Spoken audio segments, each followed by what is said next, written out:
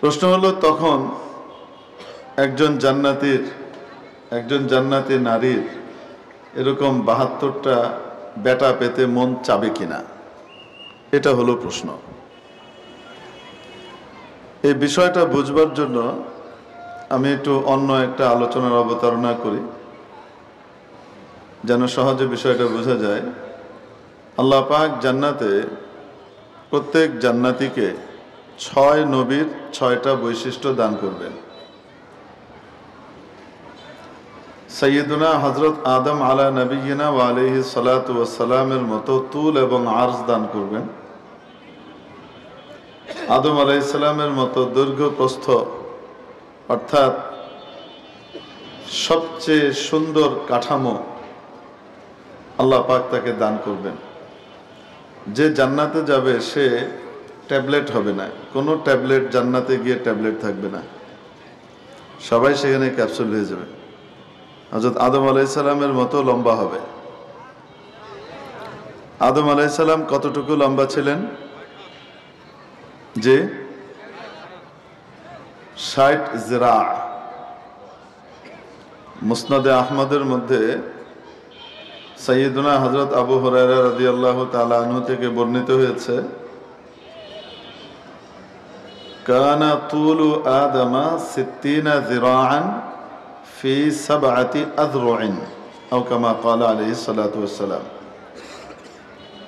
দৈর্ঘ্য ছিল 60 জিরা আর প্রস্থ ছিল 7 জিরা, 60 and 7। এটা ছিল হযরত আদম আলাইহিস সালামের দৈর্ঘ্য। জিরা মানে কি? জিরা এর একটা অর্থ আরবিতে ব্যবহার হয়, সেটা হলো হাত। এক জিরা মানে এক হাত। তো এই অর্থে 60 জিরা মানে 60 হাত, আর 7 জিরা মানে চওড়া 7 হাত। আবার জিরা এর আরেকটা অর্থ আরবিতে প্রচলিত রয়েছে, সেটা হলো গজ। গজ কয় হাতে হয়? তাহলে 60 জিরা মানে 107 জিরা মানে 14 হাত। তো এটা হলো জিরায়ের অর্থ কোনটা নেওয়া হবে সেটার উপর ভিত্তি করে। তো কলিল, কাসির, কাসিরের ভিতরে থাকে, কমটা বেশির ভিতরে তো এমনি বিদ্যমান থাকে। তো সেই হিসাবে নিদেন পক্ষে কত হাত লম্বা ছিলেন? 60 হাত। আর যদি জিরায়ের অর্থ গজ ধরা হয় তাহলে কত হবে? 120 হাত। 120 হাত মানে 180 ফুট, তার মানে 18 তালা। আর যদি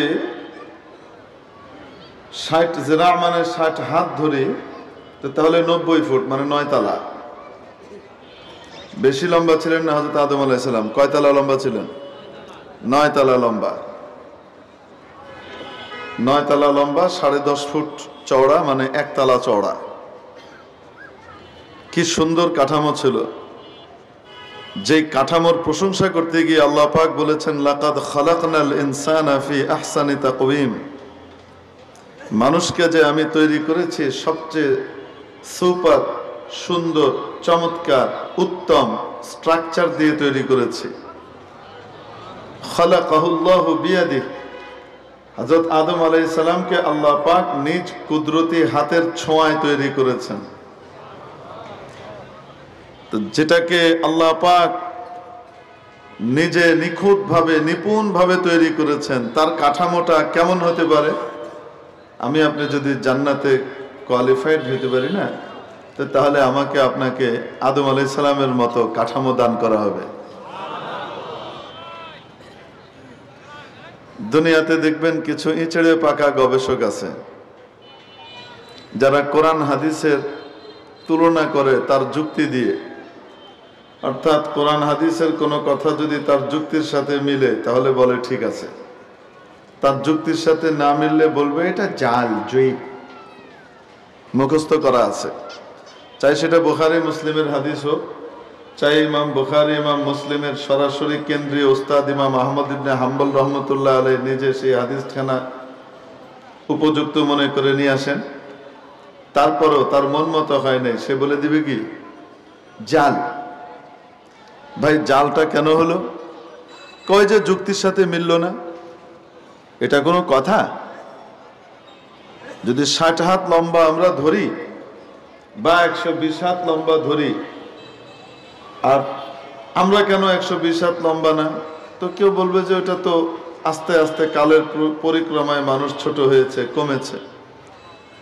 তো তাহলে সে এখন একটা প্রশ্ন করবে, নিজেই প্রশ্ন করবে, নিজেই আবার উত্তর দিবে, নিজেই আবার পাল্টা প্রশ্ন করবে, কাফিয়াওয়ালার মতো।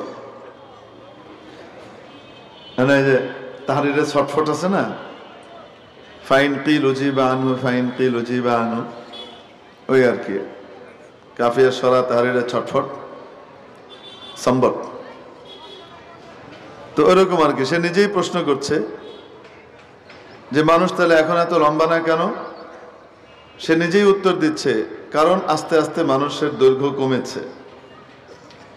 যদি এটা ঠিক হয় তো তাহলে 1400 বছর আগে নবীজি সাল্লাল্লাহু আলাইহি ওয়াসাল্লামের যে হাইট, সাহাবায়ে ইকরামের যে হাইট, সেই হাইট থেকে দীর্ঘ 1400 বছরের মধ্যে এক এক বছরে যদি গড়ে 1 ইঞ্চি করেও কমতো, মানে 100 বছরের যদি গড়ে 1 ইঞ্চি করেও কমে, তারপরেও তো এখনকার স্ট্যান্ডার্ড সাইজ কতটুকু হয়ে যাবে? 14 ইঞ্চি কমে যাবে। কিন্তু দেখা যায় বর্তমানে আরবের যে সাইজ, আরবদের সাইজ বা আকৃতি দৈর্ঘ্য, সেটা নবীজি এবং সাহাবীদের যে দৈর্ঘ্য ছিল সেরকমই, কমে তো নাই। তা এখন কেন কমলো না? বা কমতে কমতে তো এই জমানায় 1 হাত 2 হাত হওয়ার কথা। হুজুর আছে তো 26 ইঞ্চি বক্তা আছে, পোস্টারে লিখে দেয় হযরত মাওলানা অমুক শিশু বক্তা 26 ইঞ্চি। মানে একটা লোককে অপমান করার আর কোনো জায়গা নাই, পোস্টারে অপমান করতে হবে তাকে। তো এটা তো ব্যতিক্রম। আর মাহফিলওয়ালারাও এমন সব লোককে দাওয়াত দেয়, সেখানে ওয়াজ নসিহতের পরিবর্তে উদ্দেশ্য থাকে একটা সমাগম হবে, আর মাহফিলের মঞ্চটাকে বানানো হয়েছে সার্কাস গ্রাউন্ড। আমাদের এখানে 26 ইঞ্চি হুজুর আসে, আমাদের এখানে 28 ইঞ্চি হুজুর আসে, না না না উনি 36 ইঞ্চি। এরকম করে বাকায়দা কি চলে, আলোচনা চলে। আল্লাহ পাক আমাদের মাহফিলগুলোকে সুন্দর করবার, সুষ্ঠু করবার তৌফিক দান করেন। আমিন। এগুলো যেন হেদায়েতের প্রচার প্রসারের জায়গা হয়, আমলের আগ্রহ তৈরি করবার জায়গা হয়, সার্কাস আর বিনোদনের পরিবর্তে। আয়োজক, আলোচক, শ্রোতা সকলকে আল্লাহ পাক সেই তৌফিক নসিব করেন। আমিন। বড় মুসিবতের ভিতর দিয়ে দৌড় যাচ্ছে আর কি। তো প্রশ্ন হলো, নবীজির জমানা থেকে তাহলে এখন কেন ছোট হয় না? আদম আলাইহিস সালামের আমল থেকে ছোট হতে হতে হতে যদি নবীজি পর্যন্ত অট্টুক এসে থাকে, তাহলে নবীজি থেকে এই পর্যন্ত যে আমরা কবর পাই, কই এখানে এত ছোট হয় না কেন? প্রশ্নটা বাহ্যিকভাবে যুক্তিসঙ্গত না? অত্যন্ত যৌক্তিক প্রশ্ন। কিন্তু যেহেতু নবীজির পরিষ্কার হাদিসের সাথে সাংঘর্ষিক এবং বিরোধী, তার মানে বুঝতে হবে এই যুক্তি যতই সুন্দর হোক না কেন আসলে শয়তানের পাত। এটা কোনো যুক্তিই না। নবী রসুলের কথার সাথে যদি কারো যুক্তির সংঘর্ষ হয়, কারো যুক্তি যদি নবী রসুলের বাণীর বিপরীত হয়, তাহলে বুঝতে হবে নবী রসুলের কথার ভিতরে কোনো ভুল নাই,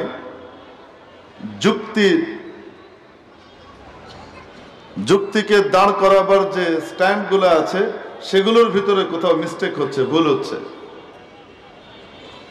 যুক্তি সঠিক ধারায় যাচ্ছে না, বরং ভুল ধারায় যুক্তি প্রবাহিত হচ্ছে। এজন্য কোরআন সুন্নাহর সাথে সংঘর্ষ হচ্ছে। নবীজি বলছেন কয় জেরা? আদম আলাইহিস সালামের দৈর্ঘ্য কত জেরা ছিল? 60 জেরা। বর্তমানের ইঁচড়ে পাকা ইউটিউবে বসে বসে বয়ান করেন, হ্যাঁ, আবার এদের এই গবেষণা শুনে আমাদের মধ্যে অনেকে আবার বলে অনেক জানি, নলেজেবল পারসন, কথা বলেন, কাউকে ছাড়েন না উনি, সবাইকে ধরে। মানে যে সার্টিফিকেট দিচ্ছে সে আরো বড় গাধা। এই যে কাজ করে, যখনই দেখবেন কেউ কোরআন সুন্নাহর বিপরীতে কোনো যুক্তির ভিত্তিতে কি করছে, কোনো কিছু দাঁড় করাচ্ছে, এই লোক যত সুন্দর যুক্তি দেখ না কেন, সাথে সাথে ওইখান থেকে ইউ টার্ন নিয়ে যত গতি আছে তুমুল গতিতে ওইখান থেকে পালাবেন। কারণ এর সাথে শয়তানের ডাইরেক্ট কানেকশন হয়ে গেছে। শয়তান মিয়াও আল্লাহ পাকের আদেশের বিপরীতে একটা যুক্তি দাঁড় করিয়েছিল, আনা খায়রুম মিন, আমি হচ্ছে ভালো, আমাকে আগুন দিয়ে বানিয়েছেন, আগুন ওপরে যায়, আর ও বেটা মাটি দিয়ে বানিয়েছেন, ওপরে মারলে নিচে পড়ে, তো যে ঊর্ধ্বে যায় সে উত্তম, যে নিম্নে যায় সে নিম্নগামী, সে হলো অনুত্তম। অতএব উত্তম অধমকে কেন সিজদা করবে? কি সুন্দর যুক্তি। সাগরের উপরে ফটকা হয় না? বৃষ্টি পড়লে ফটকা হয়, কয় কোটি টাকা দাম? ধরেন না কেন, এক এক ফটকার কয় টাকা? স্থায়িত্ব কতটুকু? অথচ মুক্তা যেটা আছে সেটা কোথায় থাকে? নদীর সাগরের উপরে ভেসে থাকে না সাগরের একদম তলদেশে বটম অফ সিতে গিয়ে বসে থাকে? তো উপরে থাকলে উত্তম, নিচে থাকলে অধম। তাই যদি হতো তাহলে মুক্তা অধম হতো, ফটকা উত্তম হতো।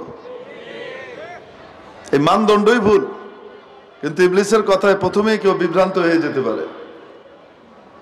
হযরত আল্লামা মহিউদ্দিন ইবনুল আরবি রহমতুল্লাহ আলাইহি শয়তানের এই যুক্তিকে 15টা দলিল দিয়ে খণ্ডন করেছেন। আর আল্লাহ পাক শয়তানের যুক্তির উত্তরই দেন নাই, ঘাটটা ধরে একদম বের করে দিয়েছেন। গ্রামে বলে গেড়ি ধরে বের করে দিয়েছে, ভদ্র ভাষায় বলে অর্ধচন্দ্র দিয়ে বের করে দিয়েছে। যা বেরো, উখরুজ, বেরো, ফাইন্নাকা রাজিম। তুই বিতাড়িত, যা, বেরিয়ে যা। কোনো উত্তরই দেন নাই আল্লাহ তাআলা। কেন? আমি কেন উত্তর দিব? তুই যার সমালোচনা করেছিস তার পোনা টোনা যেগুলো আসবে ছেলে পেলে, ওরাই তোকে দেখবি উত্তরটা কেমন দেয়। তো ইবনুল আরবি 15 দলিল দিয়ে তার উত্তর দিয়ে দিছে। ব্যাটিং এমন করা করছে, প্যাভিলিয়ন পার হয়ে গেছে, শয়তানরে খুঁজে পাওয়া যাচ্ছে না। তো যে কারো যুক্তি, কোন ব্যক্তির কথা যদি দেখেন সে যুক্তির উপরে ভিত্তি করে কোরআন সুন্নাহর বিরুদ্ধে দাঁড়িয়েছে, তাহলে বুঝতে হবে এর সাথে শয়তানের ডাইরেক্ট কানেকশন হয়ে গেছে। সে দেখতে যত সুন্দরী হোক না কেন, যত চমৎকার কথাই বলুক না কেন, এ গবেষক নয়, এ গোভেষক, অর্ধশিক্ষিত গাধা। আধা শিক্ষিত গাধা বলে না, আধা শিক্ষিত গাধা, এর থেকে দূরে থাকতে হবে, না হলে বিপদ আছে। ইমান নিয়ে টানাটানি পড়বে এক সময়। নবীজি বলছেন 60 হাত লম্বা, 60 জেরা লম্বা। এটার অর্থ হয় 60 হাত হবে, নয়তো 120 হাত হবে, যাই হোক না কেন। আর সে বলে এত লম্বা হয়, এটা যুক্তিতে ধরে না, এটা গাঁজাঘুরি কথা। তো কার কথা বাদ দিব, নবীজিরটা না ওরটা? বুঝাতে পারি নাই। আচ্ছা ঠিক আছে, আসেন তো দেখি একটু আমরা অন্য দিক থেকে তার এই যুক্তিটাকে একটু হিসাব কিতাব করে। হযরত আদম আলাইহিস সালাম দুনিয়াতে যখন আসেন কত বছর হায়াত নিয়ে এসেছিলেন জানা আছে? 1000 বছর। কত বছর? এবং আল্লাহ তাআলা হযরত আদম আলাইহিস সালামকে জানিয়ে দিয়েছিলেন, এক্সেপশনালি জানিয়ে দিয়েছেন, তোমার হায়াত কত? 1000 বছর। এর ভিতরে আবার মজার ঘটনাও ঘটেছে। একবার আদম আলাইহিস সালামের সামনে তার সমস্ত বাচ্চাদেরকে আল্লাহ জারারি রূপে কি করেছেন? যুররিয়া, ছোট ছোট প্রাণীর আকারে দেখিয়েছেন। তো দেখার পরে এদের ভিতরে খুব উজ্জ্বল সুন্দর একজনকে দেখেছেন উনি, চেহারাটা বড় মায়াবী, দেখে ওনার খুব মায়া হয়েছে। আল্লাহ, আমার এই বাচ্চাটার বয়স কত? তো আল্লাহ বলেছেন এত, দেওয়া হোক। আদম আলাইহিস সালাম, আল্লাহ আমার তো 1000 বছর, 50 বছর দিয়ে দেন। এটা দিয়ে দিয়েছিলেন আইয়ুব আলাইহিস সালামকে। তো 50 বছর আল্লাহ দিয়ে দিয়েছেন। এখন রয়েছে কত? 950 বছর পরে আজরাইল আলাইহিস সালাম এসেছেন, এসে দেখা করেছেন, সালাম দিয়েছেন, সময় তো হয়ে গেছে, হজরত যেতে তো হয়। কারণ আজরাইল আলাইহিস সালাম আমার আপনার সাথে যেভাবে দেখা করবেন, নবীদের সাথে সাক্ষাৎ ওইভাবে না। ওখানে এসে অনুমতি নেন। রাসূল পাক সাল্লাল্লাহু আলাইহি সাল্লামের কাছে যখন জান কবজের জন্য হজরত আজরাইল এসেছিলেন, একা আসেন নাই। রসুলের সাথে সবচেয়ে বেশি খাতির কার? হজরত জিবরিলের। তো জিবরিলকে সাথে করে নিয়ে আসছেন, নিজে বাইরে দাঁড়িয়ে আছেন, হজরত জিবরিলকে ভেতরে পাঠিয়েছেন যে জিজ্ঞেস করেন আমার অনুমতি আছে কিনা ভিতরে যাওয়ার। হজরত জিবরিল অনুমতি নিয়ে হজরত আজরাইলকে নিয়ে আসছেন ভিতরে। আদম আলাইহিস সালামকে যখন গিয়ে বলেছেন আপনার তো সময় শেষ, হজরত 950 বছর হয়ে গেছে, এখন তো যেতে হয় আল্লাহর কাছে। ঠিক, আমার এখনো 50 বছর বাকি আছে, 1000 বছর বয়স আমার। না, আমার এখানে তো 950 লেখা, এটা তো শেষ হয়ে গেছে। না, 1000 বছর। আল্লাহ আমাকে বলতো তুমি যাও, আল্লাহকে জিজ্ঞেস করো। তো বয়স বাড়লে দীর্ঘ হায়াত কামনা করা, যদি শরীর সুস্থ থাকে এবং নেক কাজ করার যোগ্যতা অবশিষ্ট থাকে, গুনাহের ভিতরে কাটবে না সময়, নেকির ভিতরে কাটবে, তাহলে বয়স বেশি চাওয়া এটা কোনো গুনাহের কারণ নয়, কোনো দোষ নয়, এটা উত্তম, এটা হইতেই পারে। আদম আলাইহিস সালাম চাচ্ছেন আমি মাত্র 950 বছরের ইবাদত নিয়ে যাবো, এটা হয় নাকি? আমার 50 বছর এখন আছে, ফাইনাল কাজগুলো বাকি আছে, কত এদেরকে শিখাইতে হবে। এরা জান্নাত দেখেছে, এরা জাহান্নাম দেখেছে? কিচ্ছু দেখে নাই। আমার এই কলিজার টুকরাগুলো দুনিয়াতে পয়দা হয়েছে, এদেরকে আমার অনেক কিছু বুঝাই শুনে শিখাইয়া শেষ ওসিয়ত করতে হবে না? তুমি আমার কাছে আসছো এখন 950 বছর, আমার 50 বছর বাকি আছে, এখন যাও। তো গিয়ে আল্লাহ পাকের কাছে বলছি আল্লাহ উনি তো আসবে না, উনি আরো 50 বছর বাকি আছে। তো আল্লাহ তাআলা বলছেন যে বলো যে আপনি তো আপনার 50 বছর আপনার অমুক সন্তানকে দিয়ে দিছেন। তো যে বলছে আপনি তো অমুককে দিয়ে না, কবে আমি দিছি? আদম আলাইহিস সালামের মতো ব্রিলিয়ান্ট পৃথিবীতে আর কেউ পয়দা হয়েছে কিনা আল্লাহ জানে, আর কোনোদিন হবে তো না, এটা তো নিঃসন্দেহে বলতে পারেন। আগে কোনোদিন কেউ পয়দা হয়েছে কিনা আল্লাহ জানে।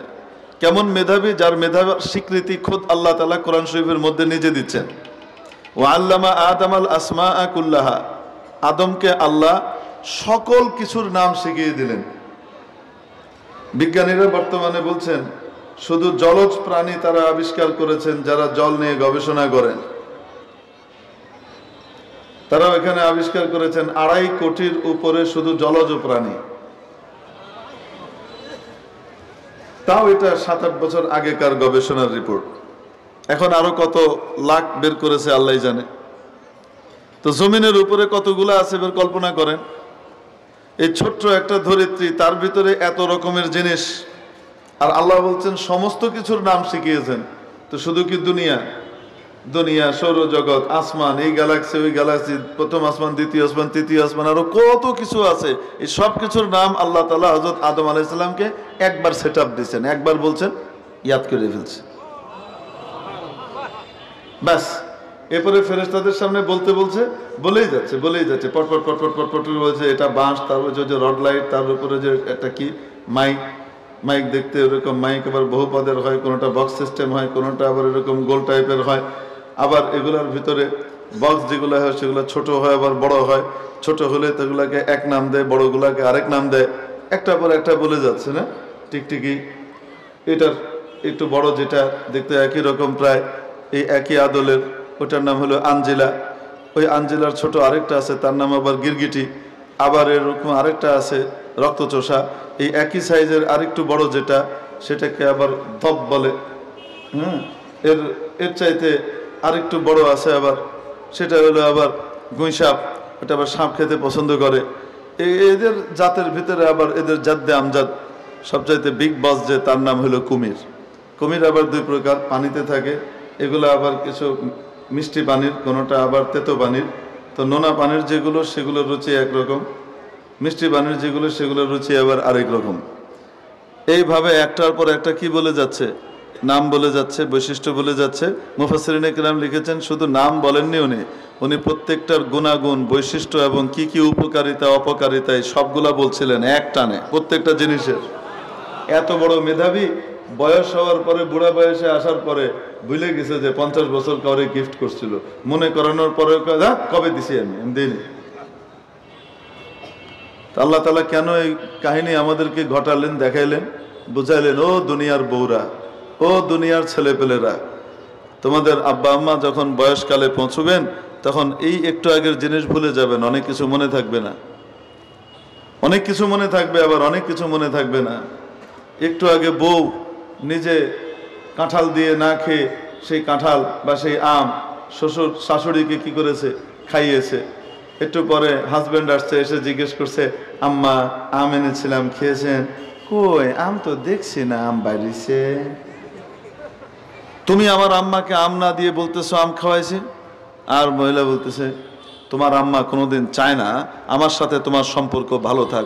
ডাইনি একটা, আমি নিজে না খেয়ে তাকে খাওয়াইলাম, 1 ঘন্টাও হয় নাই, এখনো পর্যন্ত পেটে যেটা গেছে ওটা গু হয়ে বেরোয় নাই, আর সে এখন কি করতেছে, অস্বীকার করতেছে যে আমি তাকে আম খাওয়াইছি। আসলে যে অস্বীকার করতেছে বুঝে শুনে না, ভুলে গেছে, মনে নাই। বয়সকালে এটা মানুষের হয়। আদম আলাইহিস সালাম অস্বীকার করে দিয়েছেন, না হয়নি। আমি কবে দিলাম কারে 50 বছর, আমার 1000 বছর। আল্লাহ পাক কয়, যা ছেড়ে দে, 1000 বছর পরেই আনিস। তো যে কাহিনী আল্লাহ ঘটাইলেন কেন? গোটা পৃথিবীর বউদেরকে, গোটা পৃথিবীর ছেলে মেয়েদেরকে শিক্ষা দেওয়ার জন্য, যে বয়স হলে মানুষ মাঝে মাঝে এমন হয় যে কিছু জিনিস ভুলে যায়। আদমের মতো আনপ্যারালাল ব্রিলিয়ান্ট সে যদি ভুলে যেতে পারে, তো তোমাদের দুনিয়ার তার পোলাবেনটা ভুলবে না কেন? এটা এমনিই ভুলবে। তো আদম আলাইহিস সালামের হায়াত ছিল কত? এরপরে কমা শুরু করেছে আস্তে আস্তে আস্তে আস্তে, খুব একদম র্যাপিডলি না, ধীরে ধীরে কি করেছে, কমেছে। ইভেন আমাদের নবীর 1-1.5 2 বছর 2000 বছর আগেও মানুষের হায়াত হতো 400 বছর, 500 বছর, 600 বছর মানুষের হায়াত হতো। খোদ নবী পাক সাল্লাল্লাহু আলাইহি সাল্লামের যুগে এক সাহাবীর বয়স ছিল, নবীজির সাহাবী উনি, 250 বছর। মানে নবীজি দুনিয়াতে আসারও প্রায় 250 বছর আগে উনি কি করছেন, দুনিয়াতে আসছেন। তো চিন্তা করেন কত বয়স। আর অন্য রিওয়ায়াতে আছে 250 না, ওনার বয়স ছিল 350। ন্যূনতম যেটা সেটাও যদি ধরি তাহলে কত বছর, 250 বছর। নবীজির যুগের আগেও মানুষ 200-250 বছর পর্যন্ত বাঁচত। সে সাহাবীর নাম জানা আছে না আমাদের? হযরত সালমান ফারসি রাদিয়াল্লাহু তাআলা আনহু, খন্দকের যুদ্ধের যিনি বুদ্ধিদাতা, পরামর্শদাতা, খন্দক প্রক্রিয়ার যিনি পরামর্শদাতা,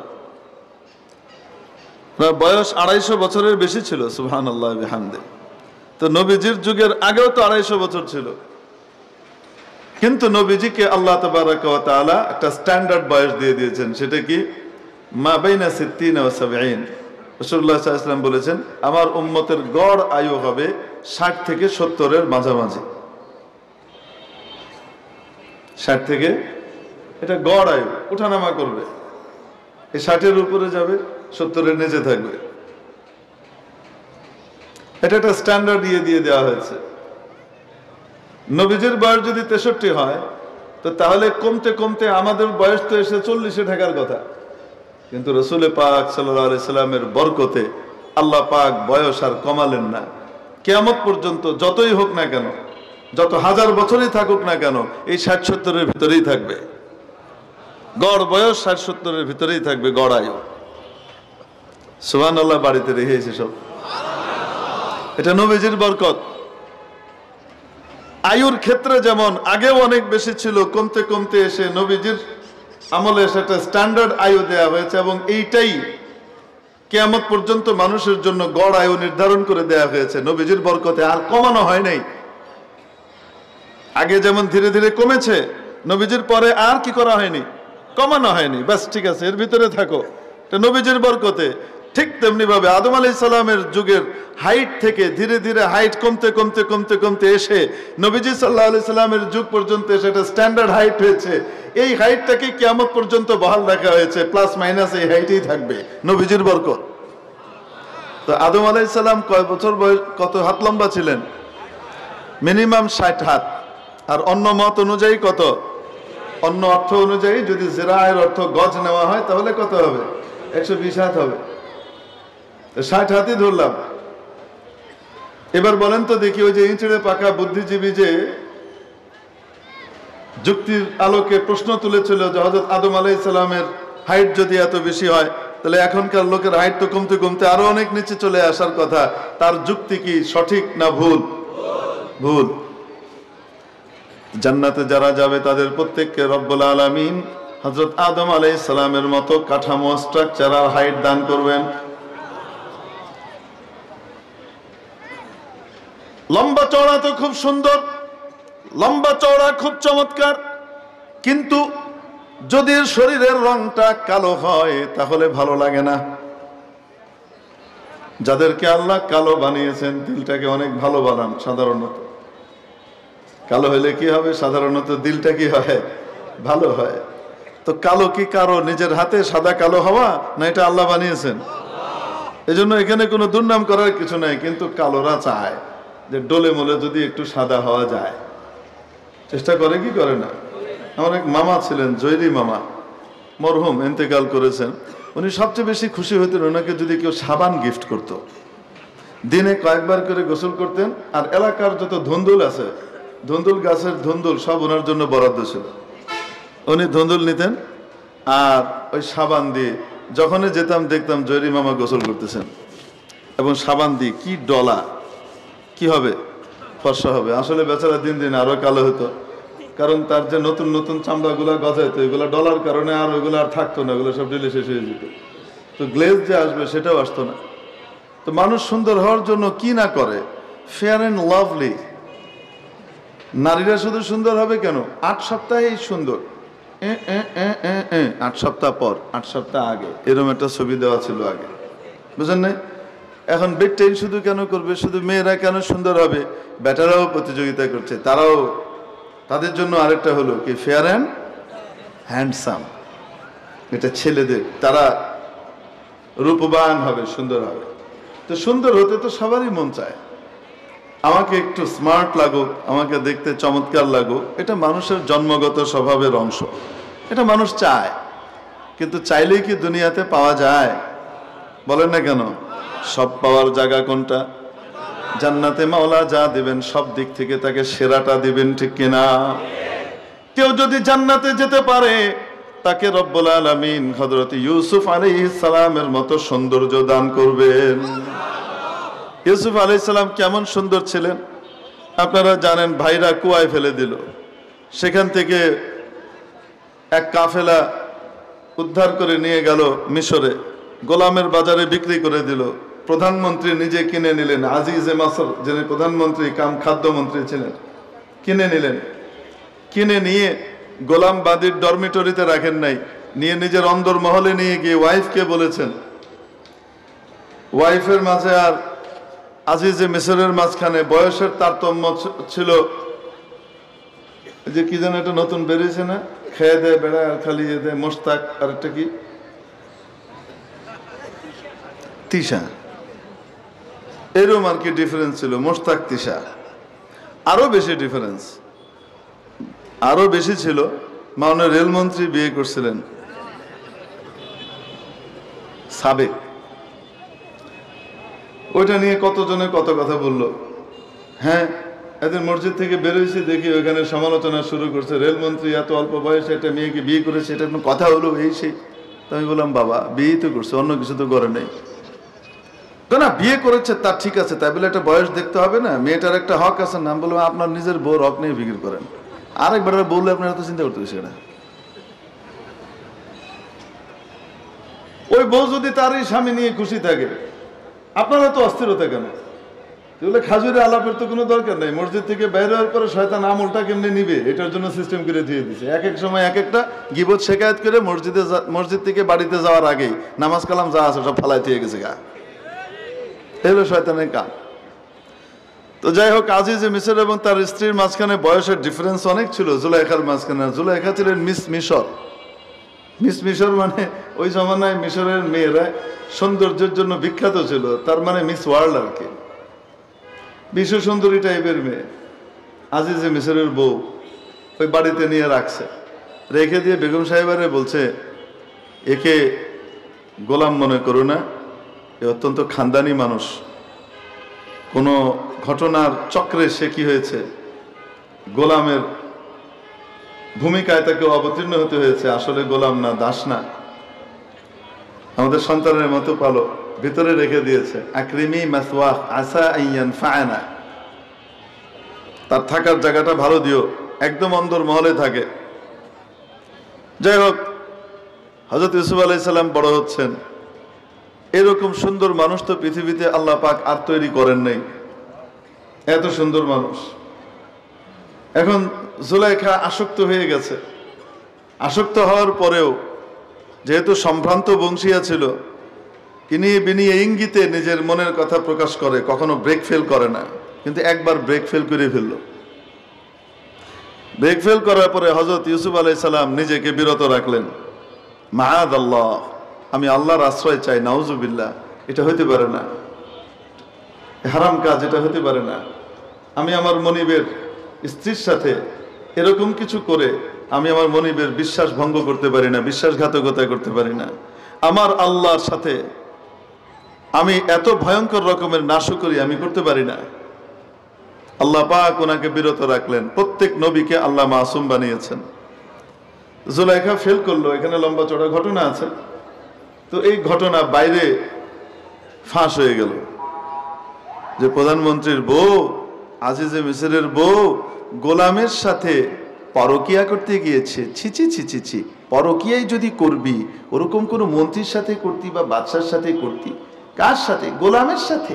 ছিচি ছিচি ছি, স্ক্যান্ডাল ঘটাতে গেছে, রুচিও নাই। এই টাইপের কথাবার্তা মহিলারা কি করে, বুবু জানেন, কুকু কুকু কুকু, কাউরে বললেন না, এই ঘটনা ঘটছে।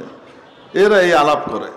আল্লাহ পাক কোরআন শরীফের ভিতরে বলেন, ফালাম্মা সামিআত বিমাকরিহিন্না, যখন জুলাইখা এদের এই সমস্ত কথাবার্তা শুনলো, তো জুলাইখা চিন্তা করলেন, খাড়া ইউসুফ কি জিনিস তো আগে দেখাই, তারপরে দেখ মনে তোরা কি কস।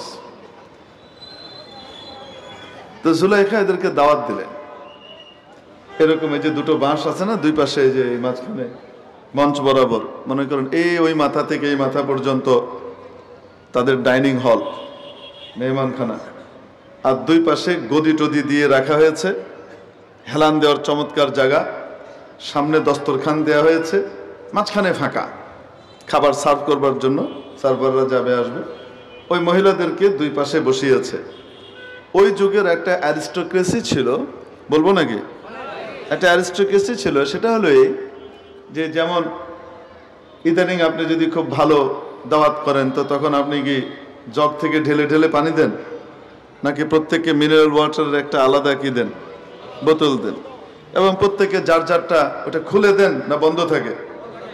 তো সে নিজে খুলে টক যখন খুলে তখন মনে একটা তৃপ্তি আসে, আমার জন্য এটা আলাদা ব্যবস্থা করা হয়েছে, খুশি হয় মেহমান।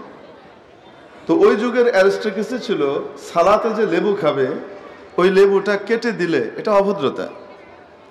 প্রত্যেককে আস্তে আস্তে লেবু দেওয়া হবে, যার যারটা সে কি করবে, কেটে নেবে। ইনটেক লেবু সে কেটে নেবে, বুঝতে পেরেছেন? তো ওইভাবে প্রত্যেককে একটা একটা করে কি দেয়া হয়েছে, লেবু দেয়া হয়েছে। আর লেবুর পাশে কি দেয়া আছে, ধারালো ছুরি। সুলতানুল ওয়াইজিন চলে আসছে, এখন আর বয়ান করলে আমার গলায় ছুরি চলবে, অতএব আর বয়ান করা যাবে না, শেষ। আল্লাহু আকবার।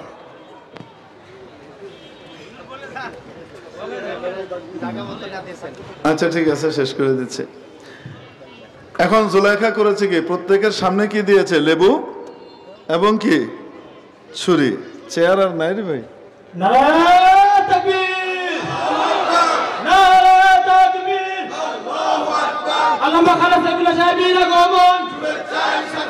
টঙ্গীবাসীর পক্ষ থেকে লাল গোলাপ শুভেচ্ছা, লাল গোলাপ শুভেচ্ছা টঙ্গীবাসীর পক্ষ থেকে। নারায়ে তাকবীর, আল্লাহু আকবার। এটা চেয়ার দাও না, এনে কই এখানে আসেন, আপনি তো এই সিস্টেম শিখাইছেন, কিছু ধান দেবেন।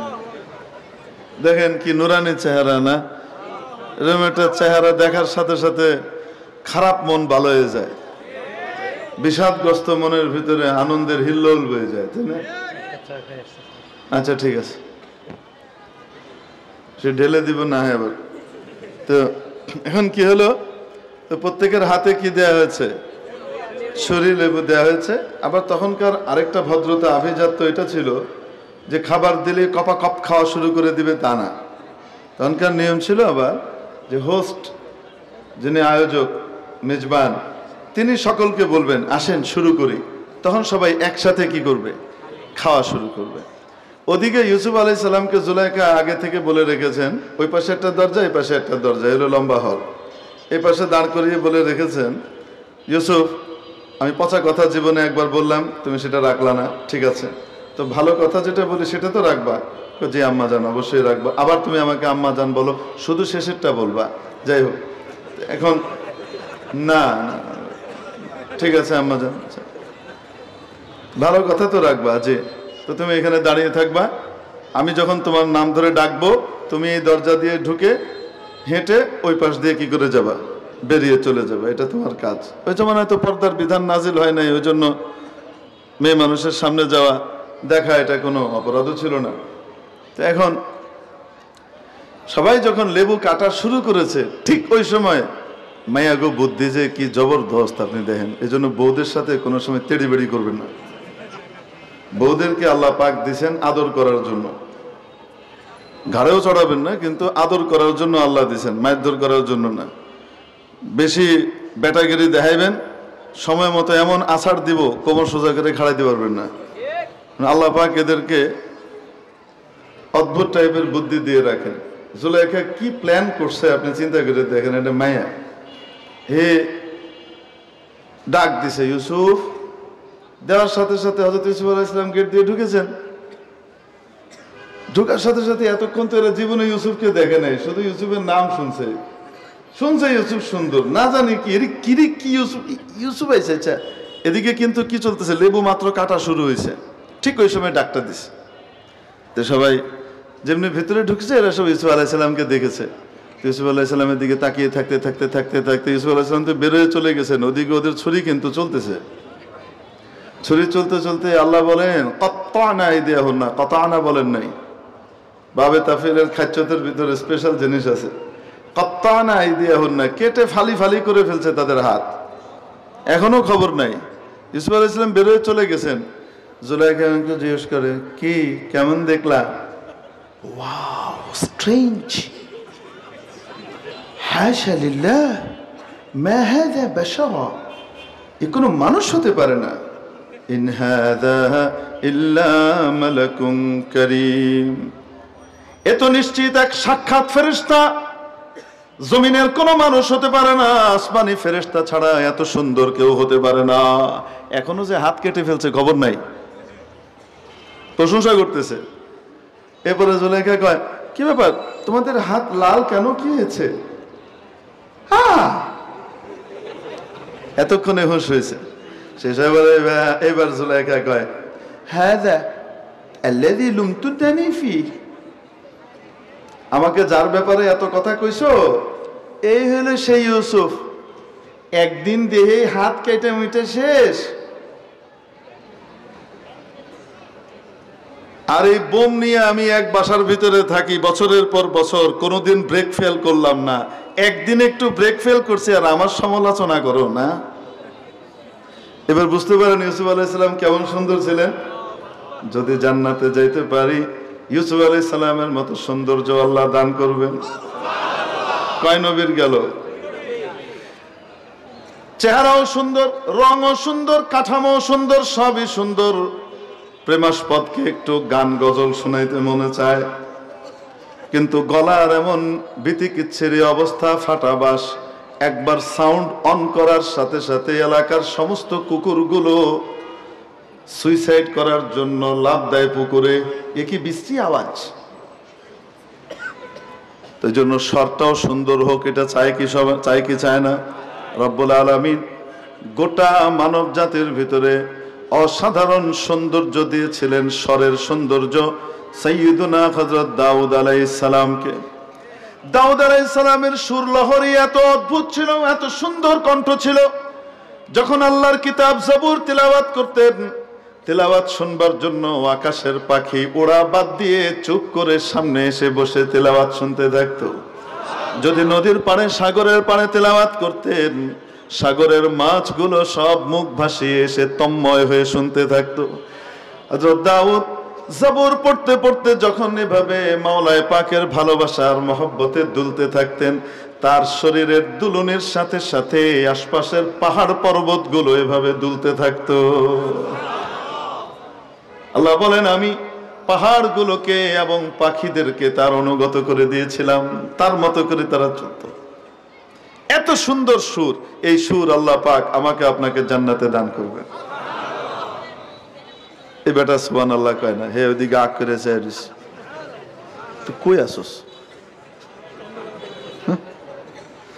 আর মহব্বতের মানুষ, মহব্বতের মানুষকে তো মানুষ তুমিও বলে, তুইও বলে, সবকিছুই বলে।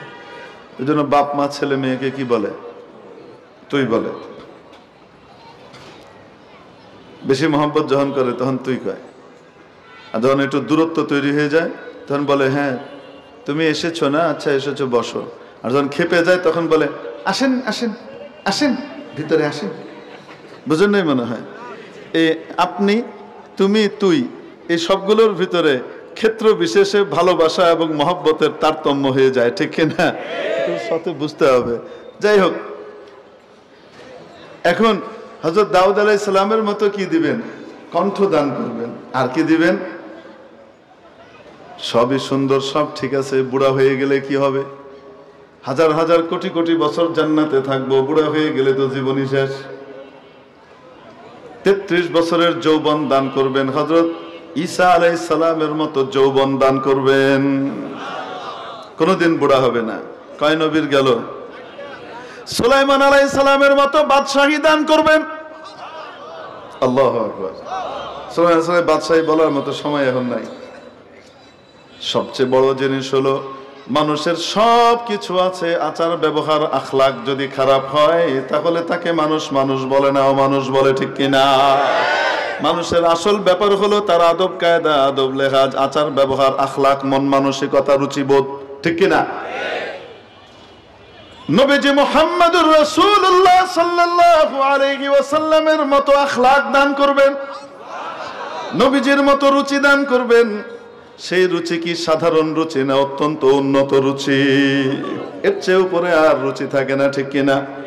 বলেন তো দেখি, দুনিয়াতে যাদের যে সমস্ত নারীর রুচি সুস্থ থাকে, দেখবেন তারা এক পুরুষেই জীবন কাটিয়ে দেয়, দ্বিতীয় কোনো পুরুষের দিকে কখনো চোখ তুলেও তাকায় না, ঠিক কিনা? আছে না নাই?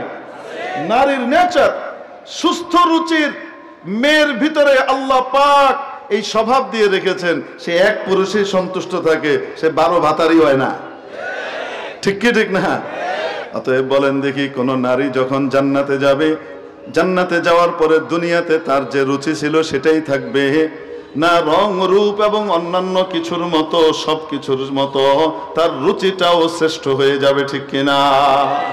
জান্নাতে যাওয়ার পরে কোন নারী কখনোই একাধিক পুরুষের কল্পনাই করবে না। উত্তর পেয়েছেন? এই জন্য হাদিসের ভিতরে বলাই হয় না, সে তো চাইবেই না। যদি কোনো জান্নাতি নারী চায় তাহলে অবশ্য তাকেও দেওয়া হবে, ঠিক কিনা? কিন্তু জান্নাতি নারী, মজার ব্যাপার হলো, চাইবেই না, কারণ সে তো রূপের দিক থেকে শ্রেষ্ঠ পাবে, শ্রেষ্ঠত্ব পাবে, আকার আকৃতির দিক থেকে শ্রেষ্ঠত্ব পাবে, কণ্ঠের দিক থেকে সর্বসেরাটা তাকে দেয়া হবে। ঠিক তেমনি ভাবে বলেন, রাজত্ব আর বাদশাহী আর যৌবনের দিক থেকেও সবচেয়ে সেরাটা দেওয়া হবে, আখলাক আর রুচিবোধের দিক থেকেও সবচেয়ে সেরাটা তাকে দেওয়া হবে। নারীর সবচেয়ে সেরা রুচি যেটা, সেই রুচি একাধিক পুরুষের নয়, এক পুরুষের। এজন্য জান্নাতি নারী 72টা তো কল্পনাই করবে না। দুনিয়াতে আছে বলে যাদের রুচি নষ্ট হয়ে যায়, তারা 72 আর 70-এর থ্রেট মারে জামাইরে। 72 হোর নিয়ে ঘুরবেন না, আমিও 70টা গেলমান কমু আল্লাহরে দিতে। এগুলি মোহে দুনিয়াতে যাই কোক, আখেরাতে যাওয়ার পরে এই রুচি থাকবে না, সম্পূর্ণ চেঞ্জ হয়ে যাবে, ঠিক না? অতএব নারীরও সবকিছুই জান্নাতে আল্লাহ পাক পুরা করে দিবেন। তো দুনিয়া সবকিছু চাওয়া পাওয়ার জায়গা না, চাওয়া তো সব থাকবে, পাওয়া হবে না। সব পাওয়ার জায়গার নাম কি? আল্লাহ পাক আমাদেরকে জান্নাতি হওয়ার তৌফিক দান করেন। আর জান্নাতে যেতে হলে জান্নাতি নীতি মানতে হবে। জান্নাতি নীতি শেখাবার জন্যই নবী রসুলকে আল্লাহ দুনিয়াতে পাঠিয়েছেন। নবী রসুল মানুষকে সত্যিকারের জান্নাতি মানুষে পরিণত করেছেন। নবী রসুল দুনিয়া থেকে চলে গেলে আল্লাহ পাক শেষ নবীর উসিলায় তার ওয়ারিসদেরকে, নবীদের ওয়ারিসদেরকে, আলেম ওলামাদেরকে দ্বীন হেফাজতের জিম্মাদারি দিয়ে পাঠিয়েছেন। তারা মানুষকে জান্নাতের পথ দেখান। আল্লাহ পাক আমাদেরকে দ্বীন দুনিয়া সর্বকাজে ওলামায়ে একরাম নবীর ওয়ারিসদের সাথে মিলেমিশে তাদের আনুগত্য গ্রহণ করে কাজ করবার তৌফিক দান করেন। ওয়া আখিরু দাওয়ানা আলহামদুলিল্লাহি রাব্বিল আলামিন।